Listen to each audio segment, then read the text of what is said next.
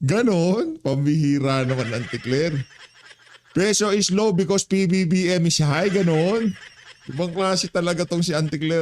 Dito sa video na to, napipintong impeachment laban dito kay Marcos Jr. Ramdam na ng mga aso ni Tambaluslos dyan sa House of Representatives. At impeachment 2.0 laban dito kay Vice President. Yan hong tatalakayin itong si Senator Rowena Guanzon. Pero bago lahat ng yan, isang like at isang subscribe. Masaya na ho tayo dyan sa mga gusto sumali sa ating committee. Yung joint boto, nandyan lang ho sa baba.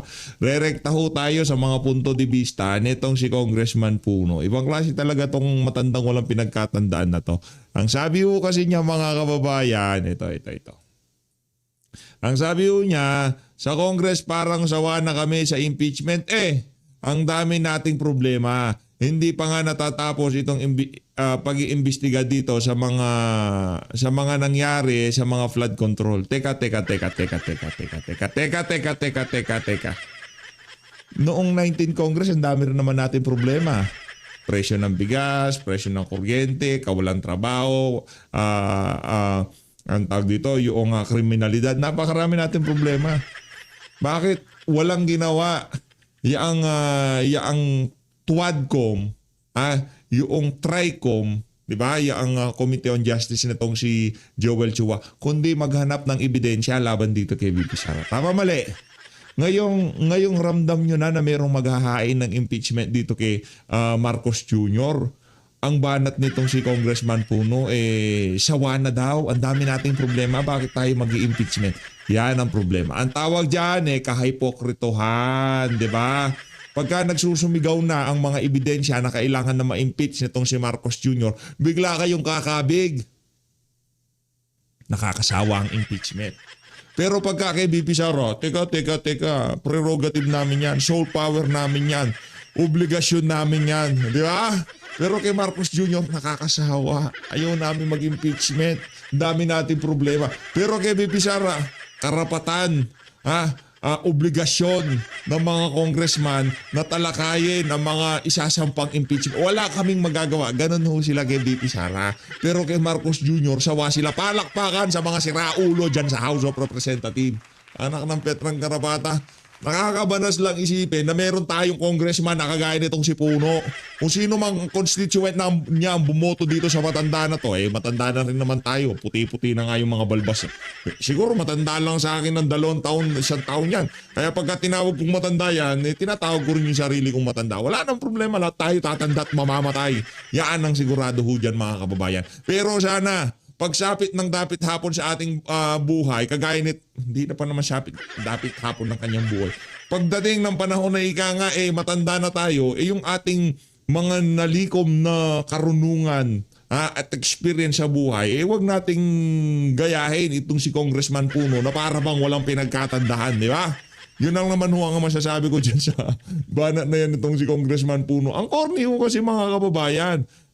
Sawa na ang Congress sa impeachment, si Raulo. Sawa na ang Congress sa impeachment. Sabihin nyo, mag-i-impeachment kay Marcos Jr. kaya sawa kayo. Pero kay VP Sara, anak ng Tokwa, obligasyon namin yan. Yan problema pagka tinatangan nyo sa bayan ng Pilipino. Pagka nagsalita kayo ng ganyan, talagang babalahurain kayo. Dito tayo. Paligsahan ito. Nako, paligsahan. It's a race. Kung sino ang unang ma-impeach. Yan. February. Nako, magiging busy ang Committee on Justice nitong si Joel Chua. Ano sasabihin niya kay Marcos Jr.? Betrayal of public trust. Anak ng Tokwa. Ano na bang nangyari dun sa mahiya naman kayo? Alam mo pa lang, merong kabalbalang ginagawa ang pinsan mo. Tinanong mo pa nga, ilan ang kanyang mansyon, gaano karaming kabyar, ilang kilong kabyar ang kanyang kayang lamunin, di ba? Alam mo pa lang merong korupsyon sa House of Representatives, ang pinakamalumit mong banat, mahiya naman kayo. Yari talaga tong si Marcos Jr. dito. At yung mga punto de vista rin, maraming tatayo dyan sa impeachment na yan para questionin ang impeachment laban dito kay Marcos Jr. Pero sigurado tayo, marami ding mga congressman ang magtatanong kung bakit kailangang hindi ma-impeach itong si Marcos Jr. Gayong alam naman pala niya na mayroong pananagutan ang pinsan niyang busog na busog sa pera. Balita natin. Yung daw pamilya ng makapangyarihan na congressman diyan sa House of Representatives wala na daw sa Pilipinas. So sinong representative ng isang party list diyan? Nandiyan pala si Jude Asidre. Okay naman, oo. Di ba kahit hindi na pwedeng umupo, pinagpilitan pa rin ni George Garcia? Oh. 6. Tapos na ang 1-year ban. Balbalan nyo, ha? Pwede na uli silang mag-file ng impeachment complaint versus Vice President Sara Duterte. Pero sabi ni Congressman Egay Erese, may 2 o mahigit na congressmen ang magpa-file din ng impeachment complaint versus Bongbong Marcos. So, it's a race, ladies and gentlemen. And, yun na nga, pinaparesign natin si BBM at ang kanyang survey rating ay negative. Sobrang negative. Negative 3, negative 14, negative 20. Basta negative. Kaya yung mga BBM gang ay syempre mas gusto nila ma-impeach na si BP Sara para wala nang kalaman ang kandidato ni BBM sa 2028 na siyang magpapatuloy ng pangungurakot sa gobyerno. Kaya nag-declare may statement si Senate President Soto, di ba? Pag umabot sa Senate ang impeachment, he will proceed with it forthwith. Paano pagka umabot sa Senado yung impeachment nitong si Marcos Jr., magpo-forfeit din siya? Diba? Sigurado naman tayo di makakalikom na sapat na boto ang impeachment ni Marcos Jr. para isend dyan sa Senado, dyan sa House of Representatives. Hindi makakalikom na sapat na boto yan. Siyempre, kayo naman mga kababayan, di ba? Kilala nyo naman kung sinong mastermind dyan sa House of Representatives. Sa dami ng pera ng mama na yon, anak ng tokwa, pagka sinabi na hindi pwedeng ma-impeach si Marcos Jr., hindi ma-impeach yan. Pagka sinabi niyang kailangan natin maraming signature para sa impeachment nitong si VP Sara, anak ng tokwa, yung bilyonaryo na yon, panigurado pagganap naging presidente si VP Sara, may kaalalagyan niyang walang yan. Walang niya ka, ha? Ikaw pala tumitimon para ika nga basi kay Congressman Barsaga. Hindi natin papangalanan yan. Blind item natin yan. Blind item na alam na lahat kung sino yan.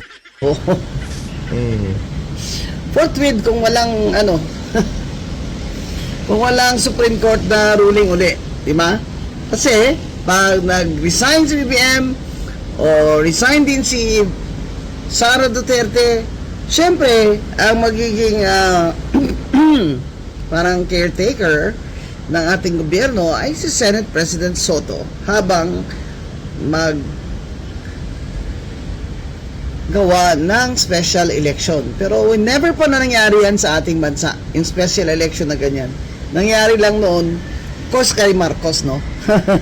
Ferdinand Marcos Sr. na he was actually toppled. So wala siyang resignation. And his whole government was eradicated because he was toppled and he fled the country, di ba? Never pa nangyari yung both the president and the vice president resigned. Pero the consequence is Senate President Soto will be the caretaker or acting habang wala pang special election. Magulo po mga kababayan pag ganyan ang nangyari kasi itong political instability ay siya ring malaking reason sa ating economic na instability. Kaya good luck sa mga magpa-file ng mga impeachment complaint. Sawang-sawa na po mga tao, sa totoo lang. Sawang-sawa na po. Impeachment na naman against Sara. Talaga bang takot at takot kayo dyan? Masyado na ho kasing obvious. Yung sigurong tinutukoy siguro nitong itong matandang walang pinagkatandaan na si Congressman Puno, sawang-sawa na sa impeachment na ang House of Representatives o ang sambay ng Pilipino para dito kay Vice President Sara Duterte. Yun ho siguro ang ibig niya sabihin. Pero doon sa impeachment para dito kay Marcos Jr., anak ng toko, excited kami dyan. Anong sawang-sawa? Yan ang pinakahihintay namin. Di ba gusto nila legal na proseso? Pupunta tayo sa legal. Pupunta tayo doon sa kung anong nakasaan sa saligang batas. At yung nakasaan sa saligang batas, pag meron nag-hain ng impeachment, obligasyon nyo yan kayo dyan sa House of Representatives. Huwag nyo sabihin na tinatamad kayo, nagsawa na kayo, walang niya kayo, mga batugang kayo para kayong si Ralph Recto, di ba? Di katakataka lahat ng mga tauhan ng administrasyon na to puro mga batugan. Kaya naman punta na ho tayo kay Auntie Claire. Peso is low because Marcos Jr. is high. Yun ba yun, Auntie Claire? Tama ba yung aking pag-aanalisa? Ganun ba yun, Auntie Claire? Yan ang problema natin dyan. Naging economist ka, nagiging analyst ka, lahat na lang alam mo. O ito na, Auntie Claire tayo, game. Sa inyo mga katanungan. Para po sa unang katanungan, Alvin Baltazar, Radyo Pilipinas. Yusek, good afternoon po. Yusek, sabi ni Senator Lacson, deliberate law o sinadya umano ni dating DPWH Secretary Manny Bonoan yung pagbibigay ng maling data sa Malacanang para lituhin yung pagsusuri sa yung inspection sa mga flood control projects. Pero bago yung revelation ni Senator Lacson, ang tanong ko po, Yusek, ito ba'y alam na ni Pangulo noong paman na nagbibigay siya ng maling ulat sa Pangulo? Sa ngayon po, bine-verify pa rin po kung anong mga nasabi po ni Senator Lacson. So, hindi pa po tayo makakapagbigay ng detalye at kailangan po namin ma-verify lahat po ito. Salamat po, Yusek. Salamat po. Follow-up question, Ivan Mary na Gemmy 7. Ma'am, nung nag-resign po si Secretary Bonoan or the other cabinet secretaries for that matter, wasn't there an agreement between them and the President or wasn't there a condition na should it be necessary for them to face investigation, they will make themselves available? Kasunduan, wala po tayong masasabing kasunduan. Pero ang gusto ng Pangulo, maimbestigahan ang lahat ng sangkot. Kung sila man po ay sangkot, kailangan po sila imbestigahan. But wasn't there at least a commitment from the cabinet secretaries out of goodwill na Yeah. should it be necessary, they will present themselves to be investigated? Kasi po, Yeah. the reason I ask is because Secretary Bonoan promised to return to the country on December 17, I believe. But as we speak, he is still not in the Philippines. But I cannot speak for former Secretary Bonoan. So anong effort na ginagawa ng administrasyon nitong si Aji para mapauwi itong si Bunuan? Nagurgur na nga yung isa sa mga undersecretary niya. Nagurgur nga ba o nasa Europa na? Hindi ko po alam kung anong mga sinabi niya at kung anong pinangako niya. At kailangan lang po siya talaga makabalik sa Pilipinas. And as for the other secretaries, ganun din po. Halimbawa ho, may mga ibang nag-resign po na cabinet secretaries or undersecretaries na nabanggit do sa video, for example, ni former Congressman Zaldico, na kung sila po again, lumutang kanilang mga pangalan and then we later find out na nasa ibang bansa na pala sila. So wala na po tayong habol sa kanila. Hindi po. Meron pa rin po. Kahit sila nasa ibang bansa, hahabulin pa rin sila ng batas ng Pilipinas. At kung nakailangan silang sampahan ng kaso at kung may papakitang ebidensya, mananatili po silang akusado kapag hindi po sila bumalik sa Pilipinas. Ma'am, panghuli na lang po. Nabanggit niyo po dati na si Justice Undersecretary Cadiz ay nagbitiw nung nabanggit na po dito sa issue na ito. May impormasyon po ba tayo kung tinanggap ng Pangulo ang kanyang pagbibitiw? Wala po akong update sa ngayon.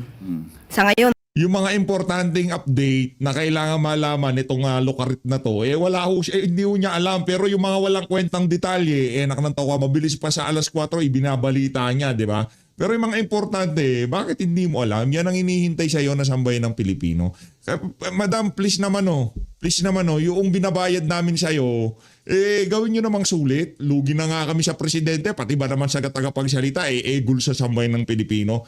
Bayad ka dyan, madam. Yang coloretis mo sa katawan, yang sa ano tawag yan, terno, barot saya o kung ano man yung suot mo na yan, galing yan sa kaban ng sambayanan. Kaya please, gawin mo naman sulit yung bayad namin sa'yo. Walang nga ka, Auntie Claire. wala po tayong update. Again, the reason I ask is because he was cited at the Department of Justice just recently, as in 2026 na po. So I was just wondering if you had information, is he still reporting for work or did he just Siguro po makakasagot po niya ng DOJ. Thank you. Another follow-up po, Alvin Baltasar, Radyo Pilipinas. Just a follow-up, Yusek.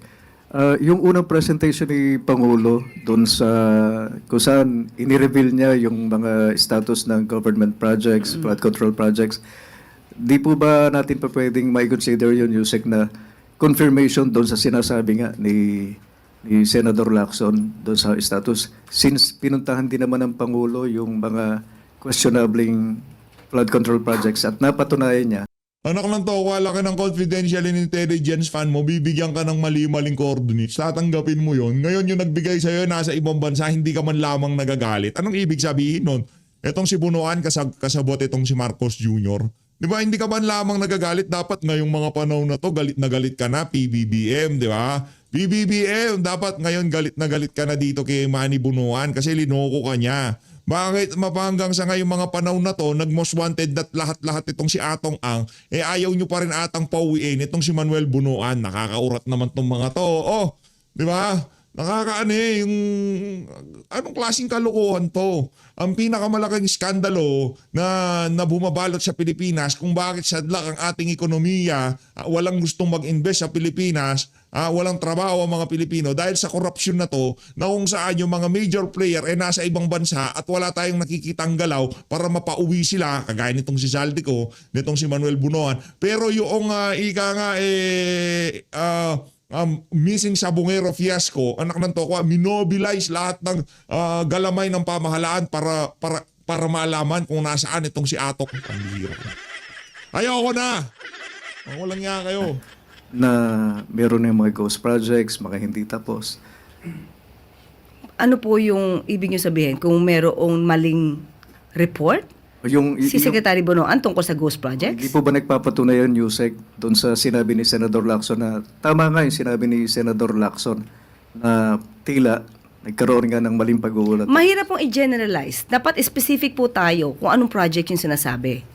May mga pagkakataon po na discovery po mismo si Pangulo na may ghost projects at may mga anomalyang flood control project, yun po, verified na po yun. Pero kung iba pa po at very general po yung sinasabi natin ngayon, hindi ko po makukonfirm. So kailangan po nating i-verify yung mga ibang sinasabi ni Senator Lacson. Sige pa, Yusek. Sunod po na katanungan, Eugene Fernandez, IBC 13. Good afternoon, Yusek. We understand that President already directed yung return ng money to PhilHealth last September, but right now, may we also get the reaction of the palace regarding group of lawyers and doctors filed criminal complaint against Executive Secretary Ralph Recto about the PhilHealth fund transfer during his time as Finance Secretary. Their basis is the SC ruling declaring the finance order null and void. Has ES Recto been informed of this? And nagbigay na po ba siya ng response about this? Okay. Actually, nasagot na po yan nung kamakailan ni ES Recto na siya lamang po ay sumusunod kung ano yung naaayon sa batas. Ito nga po yung 2025 GAA. 2024 GAA. But minabuti po nating kunin ang kanilang reaksyon, ang Office of the Executive Secretary, at ito po ang kanilang tugon, and I quote, "We respect the right of any individual or group to seek redress through the legal process. At this time, we have yet to receive a copy of the complaint. To reiterate, no less than members of the Supreme Court have already opined that no criminal liability can attach to the Secretary of Finance, now ES Recto, who acted in good faith and pursuant to a law then presumed valid and constitutional." End of quote. Thank you, Yusek. Sunod po na katanungan, Mads Moratillo, Net 25. Hi, Yusek. Ano po yung reaksyon ng Malacanang sa patuloy na pagbaba ng halaga ng piso kontra dolyar na kahapon ay umabot po ng 59.44? Ano po yung mga ginagawang hakbang ng gobyerno para maiwasan po natin yung impact nito? Thank you. Unang-una po, lagi naman din po nagkakaroon ng pag-meeting ang BSP at ang Pangulo. Ako, meeting At yan, para po dyan, ang tugon po ng palasyo, Oh. ang pagtaas ng piso kontra dolyar kamakailan ay dulot ng mga pandaigdigan at lokal na mga kaganapan. Una dito ang paglakas ng dolyar. Nariyan din ang espekulasyon kung magbababa ng interest rate ang US Federal Reserve, tensyon sa pagitan ng US at Venezuela, Gayon din ang pagbabantay ng ating merkado. Hindi. O may factor yan, pero para sumipa ng 59.30 pesos ang palitan laban sa piso, laban sa dolyar, merong problema. Ngayon, kung maganda ekonomiya natin, kahit papaano, ma-assistihan kung ano man yung mga nangyayaring sigulot sa mga sa labas ng bansa. Hindi ganun yun. Huwag mo kaming lokohin dito, Antiklet.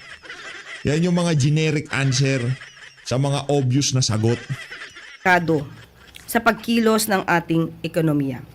Ang Bangko Sentral ng Pilipinas ay patuloy na binabantayan ang lagay ng palitan ng peso kontra dolyar upang makakilos ito ng tama kung kinakailangan. Sa ngayon, kampante ang ating Central Bank na hindi pa sila dapat magkaroon ng intervention. Upang maibsan ang anumang epekto ng paghina ng piso kontra dolyar, kabilang sa mga hakbang ng ating gobyerno ay ang pagsigurong pagbagal ng pagtaas ng mga bilihin, pagsuporta sa investments at ang pagpapalakas sa mga sektor ng ating ekonomiya. At tandaan natin na nabanggit din po na isa sa mga naging reason dito ay ang patuloy na pagpapaimbestiga ng mga maanumalyang flood control projects. Nakakaapekto po ito at daraanan po talaga ang sitwasyon na ito. Hindi dadaanan dapat yan. Kasi kung yung confidence ng mga business sector sa ating bansa napakaganda, hindi ho tayo aabot dito sa ganitong sitwasyon. Kasi kahit na merong iskandalo, kung maganda ang pagresolba ng administrasyon dito, anak ng toko, kumpiyansa pa rin ang mga mamumuhunan na pumunta sa ating bansa. Kumpiyansa pa rin yung mga negosyante sa Pilipinas na magbukas ng mga bagong negosyo o kung ano pa man yan. Kaso nagiging stagnant kasi walang paggalaw sa ekonomiya kasi nga sino nga naman ang nasa matinong kaisipan ngayong mga panahon na to na magbubukas ng panibagong negosyo dahil alam mo naman pagka tumaas ang presyo ng palitan ng piso sa dolyar, 'di ba? Pagka umihina ang piso, lahat na lang ng raw material na gagamitin mo panigurado magliliparan ng presyo niyan. Sino ang negosyante na nasa matinong katinuan ngayong mga panahon na to ang magbubukas ng bagong negosyo? Ngayong alam na niya na yung mga gagamitin niya materyales pagbili pa lang at yung presyo ng pagbenta niya sigurado lugi na siya. Pero kung ikaw well established ka na business, pwede siguro. Pero yung mga magre-risk dito sa Pilipinas, gayong napakarami namang alternative dito sa Southeast Asia, doon ka na lang pumunta. Una sa lahat, walang siraulong presidente. Diba? Walang bangag na presidente. Mantakin mo, kung nasa tamang katinuan ka, mahiya naman kayo. Mahiya naman kayo. Kung nasa katinuan tong si Marcos Jr., mahiya naman kayo. Tapos, gaano karaming bahay bang bibili nyo sa Forbes Park? Gaano karaming kabyar ba ang kaya nyong lamunin? Diba? Ilang aeroplano ba kailangan nyo? Diba yun ang tanong? Alam mo naman pala kung sino yung mga magnanakaw dyan sa House of Representatives. Kung nasa matinong kaisipan ka, bakit wala pa rin nakakulong na big fish ngayong mga panahon na to? Antikler naman, ginagawa mo naman. Ang problema kasi dito, pagka ikaw ordinaryong miron sa social media, pagka narinig nyo yung mga sinasabi na ni Antikler, medyo convincing Kumbaga, galing yan sa Malacanang, tagapagsalita yan itong si Ajik, di ba?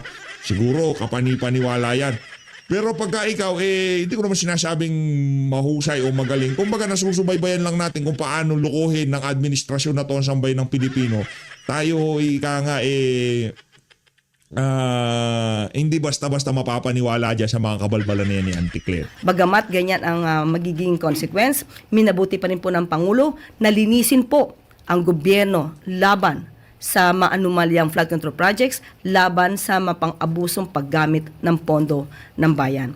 At kung hindi po gagawin to ng Pangulo, hindi po siguro masisimulan na iba. Ang nais po ng Pangulo maging transparent at maipakita sa taong bayan na ginagawa ng gobyerno ang paglilinis ng pamahalaan laban sa korupsyon. Ma'am, follow up lang po. Kung sakali po na meron ng mga makulong like yung mga malalaking personality na involved, tingin niyo po ay makakatulong to para bumalik po sa normal or bumaba or tumaas na ulit yung halaga po ng piso? Hindi ako makapag-speculate, but tingin natin, isa to sa magiging daan para mas lalong magtiwala ang mga kababayan natin at mga investors sa ating pamahalaan. Para po sa huling katanungan, Gilbert Verdes. Hindi ka makapag-speculate, hindi ka makasagot kasi hindi yun, kahit na ano sabihin mo dyan, hindi magiging akma sa naratibo ng Malacanang yung tamang sagot sa mga katanungan na yan. Alam mo yan, ante. Ito naman si ante, oh. DWIZ. Magandang hapon Bagong- po, Yusek. Nung isang araw po, nabanggit po ni Secretary Mulya po ng DILG yung tungkol po sa possible extradition ni dating Congressman Zaldico. Pero kinontra po ito ni dating Senadora Lela de Lima at sinabi na hindi daw po uubra yung ganito. At para ho sa kanya ay mas reasonable po yung pagpapawi sa kanya through deportation at may pag-ugnayan po sa Portugal. So ano pong ito po ba ay kinukonsider po ng Malacanang o ng pamahalaan at Ang labo, no, paano mo ipapadeport? Kasi papadeport ka, doon sa mga dahilan ni ka nga, wala na, undocumented alien ka o undesirable alien ka. O meron pa sigurong ibang mga kaparaanan para maipadeport ka. Ngayon, pagdating doon sa undocumented at maging undesirable, siguro malabo nang mangyari yun. Kasi paano maging undocumented? Meron na nga siyang panibagong pasaporte. At alam naman ni Zaldico yung mga kahihinat na niya kung sakaling gumawa siya ng kabalbalan, posible siyang mapadeport. Kaya hindi na niya nagagawin yun. Itong si Leila de Lima, hindi ko nalalaman kung nakukulangan siya sa saba o ewan ko dyan. Bahala ng siya. Pangulo po. Sa ating pong huling pagkakaalam, ang inutos po talaga ng Pangulo ay gawin lahat ang legal na pamamaraan para mapabilis ang pag-uwi at pagbabalik ni Zaldico dito sa Pilipinas. Hindi extradition, kundi pakikipag-usap sa bansang Portugal at pati po paggamit po at pagkikipag-cooperate sa Interpol. Thank you po. That's the last question, Yusek. Maraming salamat. Pangulong Ferdinand R. Marcos Jr. nag-alay ng pakikiramay sa mga biktima ng landfill collapse sa Cebu. Dahil binigyan ho tayo ng total cinema ngayon, itong si Auntie Claire, papabayaan ho na siyang ika nga, puro kabalbalan ng mga sabihin niya dito sa bahagi ng video natin na to. Teka lang, lipat na tayo siguro kay John Vic Remulla, DILG ho tayo, walang kwenta mga sasabihin nitong ali na to. Sayang oras, sayang oras. Ito yung press con kaninang umaga ng DILG. Panoorin natin. We are coordinating with the Bureau of Immigration for the whole departure order. Then, of course, sir, maybe we will be recommending to the Secretary of SLG for inclusion ni Mr. Atong Ang sa National Most Wanted, sir, for monetary reward. Thank you, sir. Okay. Siyama na po kasama po si Atong sa siguro may tuturing natin na number 1 most wanted sa buong Pilipinas ngayon. He is accused of killing maybe around 100 over 100 missing sa Banaras. And he is considered armed and dangerous. Kahit sabihin na na-cancel ang kanyang firearms, si Atong po ay bumibiyahe nang hindi kumukulang ng 20 ang bodyguard lagi. Sanay po yan sa marahas na pagharap sa mga otoridad, sanay po yan sa marahas na paraan para masolusyonan ang kanyang mga problema. So we consider them armed and dangerous. Ibig sabihin, gagawin ng pulis ang lahat para proteksyonan ang sarili nila sa kakayahan ni Atong Ang. Si Atong Ang po ay ang manhunt po sa kanya ay buong 320,000 members ng PNP ay hanapin siya sa buong Pilipinas. At lahat ng paraan na kailangan gawin para kunin siya ay gagawin namin. Pero may garanto siya po kami na walang EJK. Wala pong extradition killing na plano ang PNP. Mag-iingat lang po ang ating mga kawal na hindi sila sumama masaktan sa pagtuwa kay Atong Ang. Dagdag po dyan, ang DILG po ay nilalagay ng 10 milyong pisong patong para sa kanyang aresto. Any information leading to the arrest of conclusive arrest of Atong Ang will now take 10 million pesos reward. No questions asked. Basta ikaw yung nagbigyan ng information leading directly to the arrest ay 10 million na reward para sa kanya. Any questions? Ms. Karen de Guzman of ABS-CBN.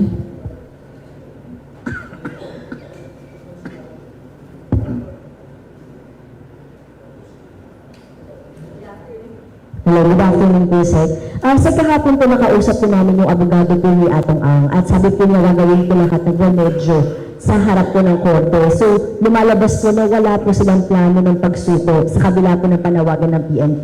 Ano na lang po yung mensahe po ninyo dito na ganito po yung sinasabi po ng kanyang kampo na premature at binatikos na po yung desisyon ng korte? Well, trabaho ng abogado yun. So, ang abogado hindi in question.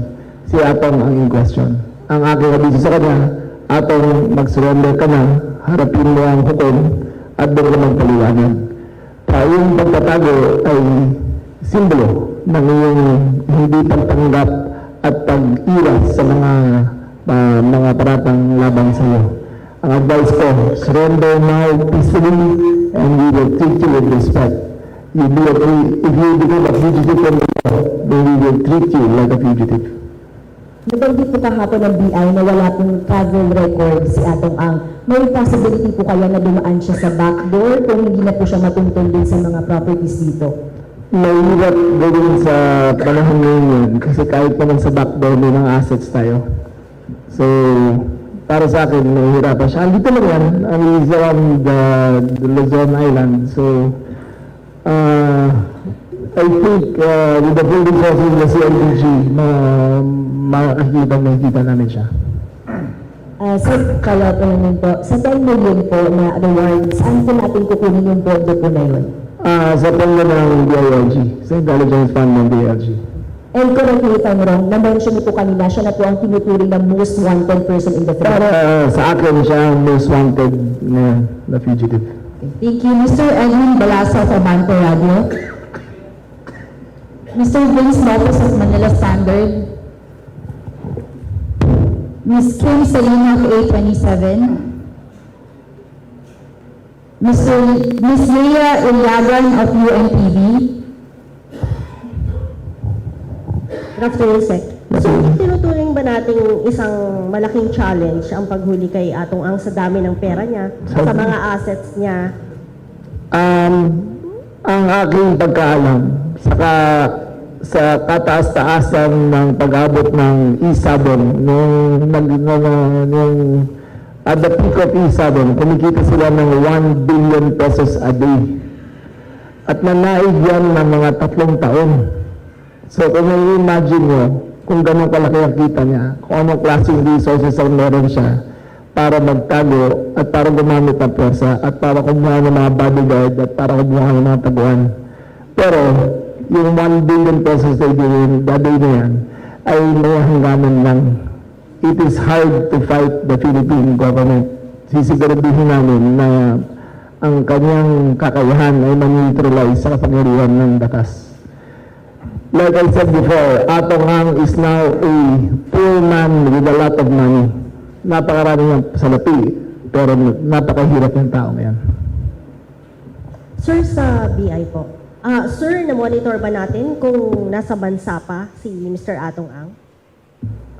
Sa pag-check po namin, wala naman po siyang recent na departure sa aming record. So, dapat nandito po siya. Mr. Chino Gaston of GMA7. Ay, may follow-up. Follow-up sa CIDG lang po. Sir, meron pa bang mga properties si Mr. Atong Ang na hindi pa napuntahan ng mga otoridad? There are properties ma'am na minamonitor namin. Some are under his name, some are not. Actually, mahaba po kasi ng panahon ng paghahanda ni Mr. Atong Ang. That's why there are certain properties na gamit po ng dami. But we're continually monitoring. Pero sir, so far, simula kahapon hanggang ngayon, walang nagbibigay pa ng information kung saan siya possible na matagpuan. There are informants namin on the ground. All of these are being validated. Marami naman pong tumutulong at naiintindihan nila. And we'd like to thank the Secretary of the, si Secretary SILG, sir, for setting up the reward ng 10 million. It will help a lot sa manhunt operation. Thank you, sir. Thank you, sir. Mr. Gaston? Yes, sir. Dagdag lang. We'd like to congratulate the Department of Justice. 43 months po nilang tinabaho to. Lahat po, sa lahat ng pera at sa lahat ng kakayahan ni Atong Ang, wala po siyang nabiling mga investigator, wala siyang nabiling mga piskal, wala siyang nabiling mga huwis. Lahat po yan ay tumupad sa kanilang katungkulan at hindi wala po nagawa ang mga bilyon-bilyon ng pera para maiba ang hustisya. Justice will come to Atong Ang. Justice for the 100 missing Sabangoros. Justice for all these illegal acts. Hello, sir. Good afternoon. Nabanggit na rin natin 10 million, no? And then, at the same breath, sinasabi rin natin na grabe yung resources niya. So, yung 10 million ba, may fears daw na baka tapatan lang ni Atong Ang? And then, is there a warning of some sort sa ating mga ibang mga government officials or sino man na mag-harbor or mag-conceal sa kanya at this point? Siyempre, yung harboring a fugitive is a crime in itself. Pero, yung tatapatan mo yung 10 million, mahirap yun eh. Kasi kung tatapatan mo yung isa, tatapatan mo yung lahat. Lahat ang nakapaligid sa kanya. Tapos, kung pagbigyan niya, pamahal ng pamahal yan. Ay, tingnan mo na. Kailangan 10 million ulit. Basta dagdagan pa ulit. Yung 10 million na yan ay sapat na para sa akin na mahihirapan siya mo gusto na bilhin ng kanyang kalayaan. Sir, follow-up lang. Nabanggit niya rin, kahit na natanggal yung mga guns niya, no? He's still armed and dangerous. Gano'n ba ka-dangerous at this point? Anong information natin na makakuha siya ng firearms talaga to resist, still stand? Kasi ayaw niya magpakita eh, no? So that parang shows na... We have to assume na delikado siya. Tandaan mo yung taon to, may ngiti ng ulo nito. Minsan sa isang sabungan, congressman, sinampay niya. Dahil hindi sila nagkasundo. In broad daylight yan, harap ng lahat ng tao, may sinampal yan sa bigit na ng sabungan. He has violent tendencies. Ang pagkuha ng baril ay sa ganung karaming pera, madali para sa kanya yan. At madali siya kumuha ng mga security na bibili niya ang kanyang loyalty. Pero may hangganan yan. May pamilya rin yung mga yan eh. May pamilya rin yung mga bodyguard niya. Kung kaya ito, huwag ka magtiwala sa mga bodyguard mo. Isa dyan, bebenta ka. Mr. Alan Gatos of DCWB.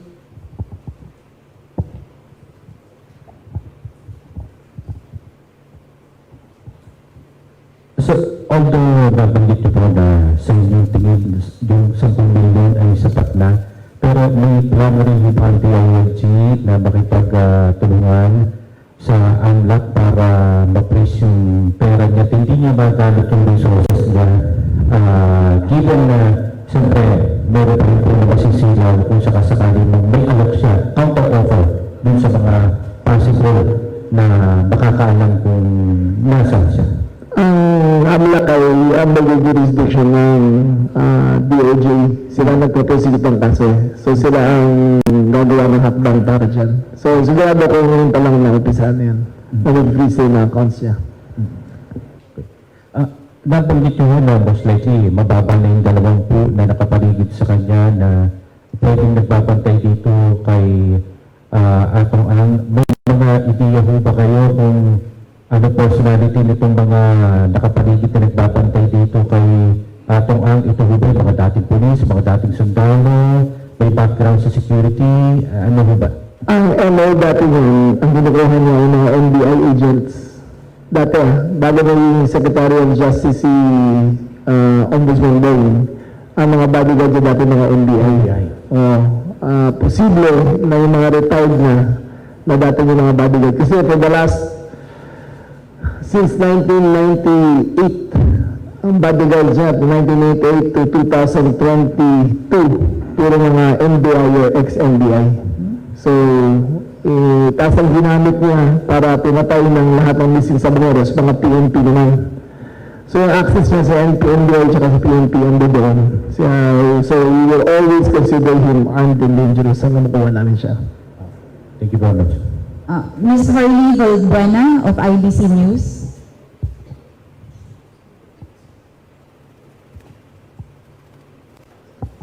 Hi, good afternoon. To General Marco. Sir, since we are confident that for now, Atong Ang is still in the country, do we have an estimated timeline for now kung kailan natin mahuhuli si Atong Ang? Sir, you can be assured that CIDG and all other PNP units with the guidance of the Chief PNP will do its best to deliver just like any other na trabaho po na binibigay sa amin ni SILG. Sir, follow up. Since tinutulisan natin si Atong Ang, yung business partner niya, si Gretchen Barreto, na tanong nga ba natin? Labi din. Sa investigation ng DOJ, hindi kasama si Ms. Gretchen Barreto sa charge. Kaya hindi siya person of interest. Pero sir, on, para malaman yung possible whereabouts ni Atong Ang, natanong ba natin siya? Sir, we will be exhausting all information na ibibigay, especially yung right now na may reward, monetary reward na binigay si SILG. We will be setting up also a hotline. All of this will be acted. Last na naman, may end. Nabanggit mo rin kanina yung plano natin to request for red notice, and I think it takes months para ma-issue yun. So, ngayon pa lang, simulan natin yung pag-process noon. Kahit hindi pa... Hindi months yan. Ang red notice ay pina-flash lang upon Interpol agreement. Basta Interpol member country ka. Basta i-flash mo ang red notice, automatic yan within the day. Buong mundo nakakuha na yan. Mr. Vic Samintak of NAT25. In the information of Secretary Nguyen, sir, halos may tanong na kasi tungkol sa kay Atong Ang. Doon lang po sa flood control kasi may is it true na may second attempt na suhulan ang kayo at si Ombudsman Bumi? Totoo po. Isa po contractor based in the Visayas ay nagparating sa aming mutual na kaibigan na kung pwedeng tulungan at may, again, 1 billion na naman ang ino-offer sa amin magkapatid. Nireport ko kagad sa Pangulo ito. Siyempre, yun natin nanggihan ko. At nireport ko kagad sa Pangulo. Tatanong niyo kung bakit hindi namin arresto yung nagsusol. Ito po ay deniable eh. Kasi ito ay hindi recorded, ito ay binanggit lang, walang ipinakitang pera, parang kwento lang ginagawa sa akin. But safe to say, refused po both times. Hindi ko nagpapayag, hindi ko rin nagpapabili. Tandaan nyo, kung kala nyo mayaman si Saldi ko, napakayaman niya Atong Ang. Lahat sinubukan niya, mga fiscal sinubukan niya, mga west sinubukan niya, secretary sinubukan niya. Lahat po, tumingin sa kanya. Sa lahat ng mga tao sa Pilipinas, tandaan nyo, ang pera ngayon ay hindi na sapat para bilhin ng inyong kalayaan. Ang seryoso po ang Department of Justice, seryoso po ang DILG, kukunin po namin ang lahat, gagawin po namin ang lahat para makabit ng justisya, para sa bawang 100 missing sabayeros at lahat ng nabiktima sa flood control. Salamat po, Secretary. Mr. Ryan of PTV4.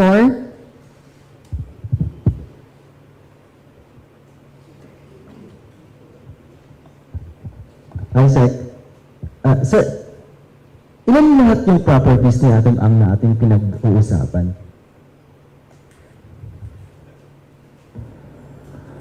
Sir, right now, may mga farm po kasi siya, game farm, na minomonitor. Not only in Batangas, not only in Lipa, meron din po sa Visayas. Some are under his name, some are not. So there are